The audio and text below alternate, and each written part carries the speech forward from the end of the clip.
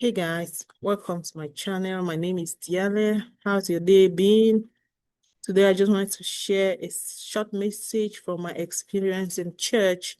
Maybe it may be a blessing to you. It may give you redirection. The message was on suffering, and we know everybody goes through some sort of suffering in this life.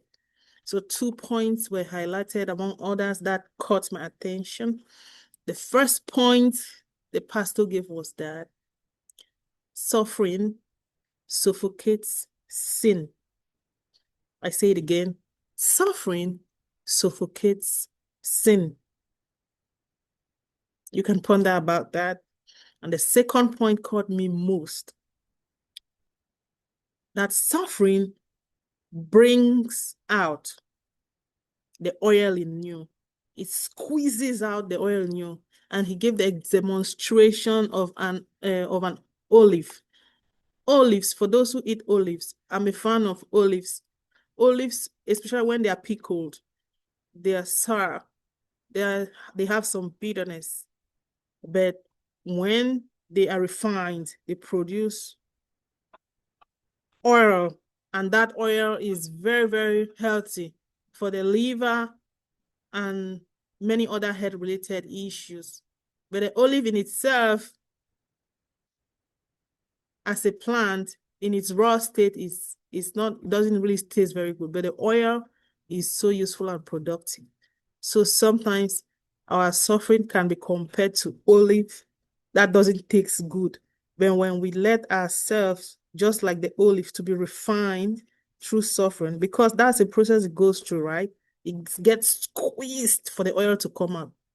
It brings out the oil in us.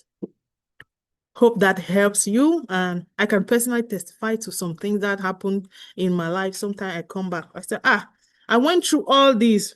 How did I survive them? But these things made me stronger. These things really made me better. These things really gave me a bigger view about life. Like many people don't usually say, what does not kill you will make you.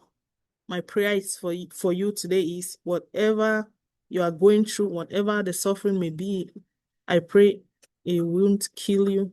Rather, it will make you. And the Bible verse that was given was 1 Peter 5 verse 10. It says, but the God of all grace, who had called us unto his eternal glory by Christ Jesus, after that ye have suffered a while, make you perfect, establish, strengthen, and settle you. Yeah, I know some people will say, why would the Bible encourage suffering? Why should we be suffering? Well, even if you leave the Bible alone and decide not to believe in anything, suffering is part of the human cause. Once you get put to bed, what's one thing they use to make you look healthy or as a healthy baby? To confirm, what do? They give you if you don't want to cry, they give you a slap, pop, and you start crying. Wah, wah, wah. So suffering is part of the human existence. Hope this message blessed you. Feel free to like, subscribe, and share. Click the notification bell and see you on my next video. Bye.